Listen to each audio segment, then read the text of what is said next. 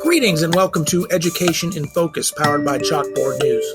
I'm Dan McCaleb, Chief Content Officer at the Franklin News Foundation, publisher of chalkboardnews.com. Chalkboard is a news website dedicated to issues related to K-12 education. And joining me again today, as he does each and every week, is Brendan Clary, Chalkboard's K-12 editor. How are you, Brendan? I'm doing well, Darren. How about you? I am doing well, thank you. We are recording this on Monday, February 12th. Brendan, as you wrote about at chalkboardnews.com, the mother of a student at Oxford High School who shot and killed classmates in November 2021 in the school was convicted last week of charges of involuntary manslaughter. As far as we know, this is the first case of a parent of a school shooter being held accountable criminally for the shooting done by their child. Tell us about this, and do you see this as a new trend? That's right. This is the first time we've seen that, sort of broader charges to the parent of a school shooter. And yeah, I think that it kind of opens up the door for these kinds of things in the future. I mean, there's been some related kinds of things. I mean, like if, and I wrote about this in my piece that, last year there was I believe a first grade student a 6-year-old student who shot his teacher. He brought a handgun to school. The teacher claims that she told administrators about it and they didn't really do anything.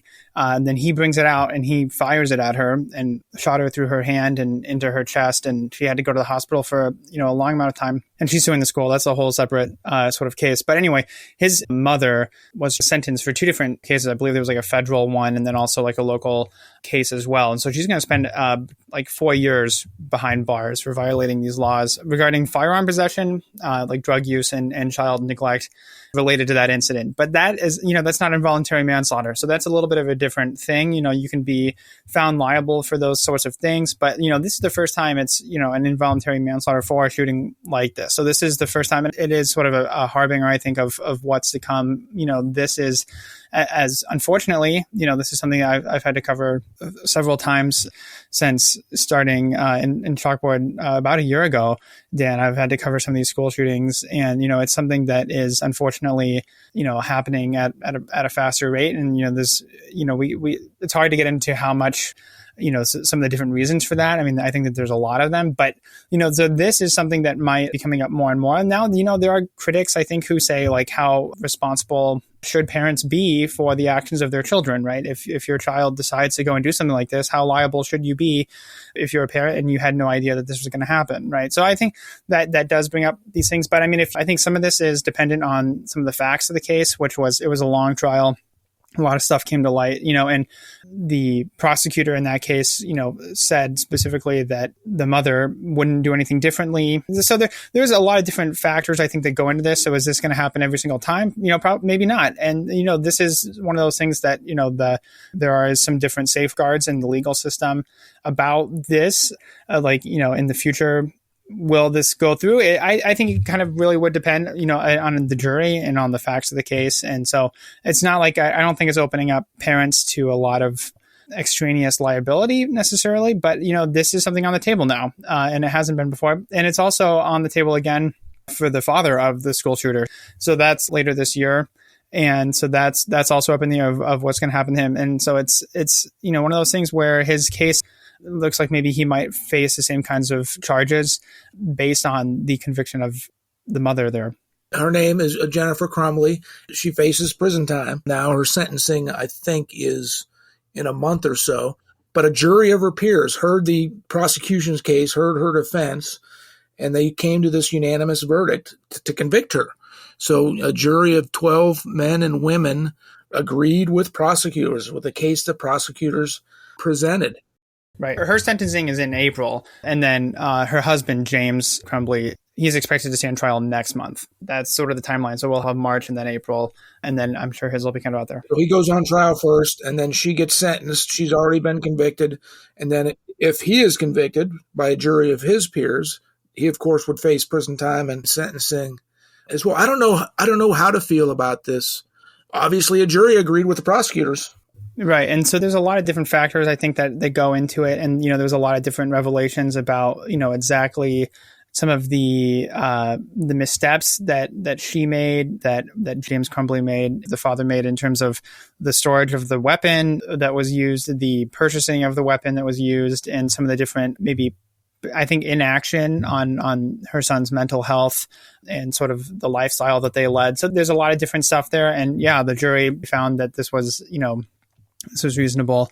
Yeah. And I do want to mention where I feel like we've been kind of, dodging. We don't, at Chalkboard, is our policy not to use the names of school shooters. So I just, want to say if people are wondering why we're not publishing that, I think that's, a good practice to try to keep the notoriety down of school shooters. So I just wanted to, make that clear in case anybody was wondering why we're not saying any specific names for the shooter and using the name the shooter instead. So we're almost out of time here, but you have to wonder if this same precedent was applied to past school shootings, whether Columbine was the first one, big one for me. Of course, that was more than 20 years ago or so.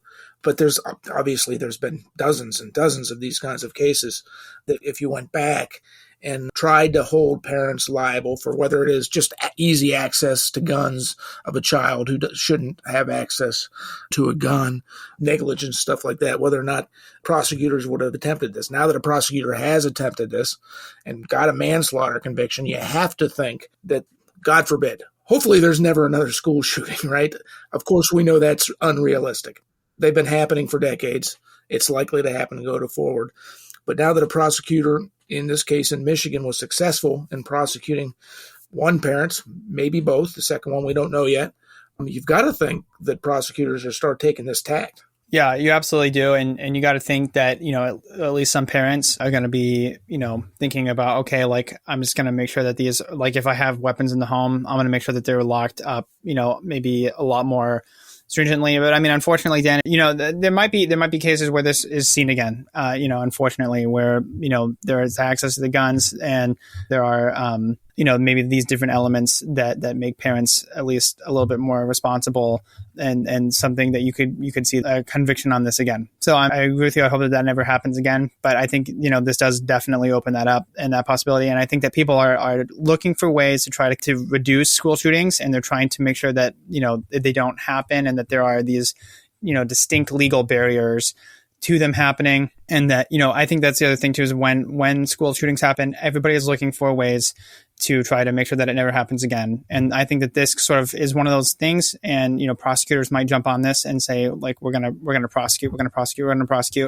And so, I think you are going to see people who are, maybe being more deliberate about locking their guns away, or maybe never telling their kids that they even have them in the house. Well, Brendan, thank you for your insight into this interesting but sad story. But that is all the time we have. Listeners can keep up with this and all stories related to K-12 education at chalkboardnews.com. For Brendan Clary, I'm Dan McCaleb.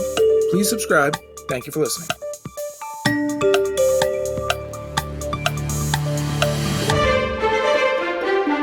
Audible is a great way to gain access to an ever-growing selection of audiobooks. They've got what everyone's listening to: bestsellers, new releases, that story you've been waiting for. Follow the link in our show description to get 30 days of Audible free.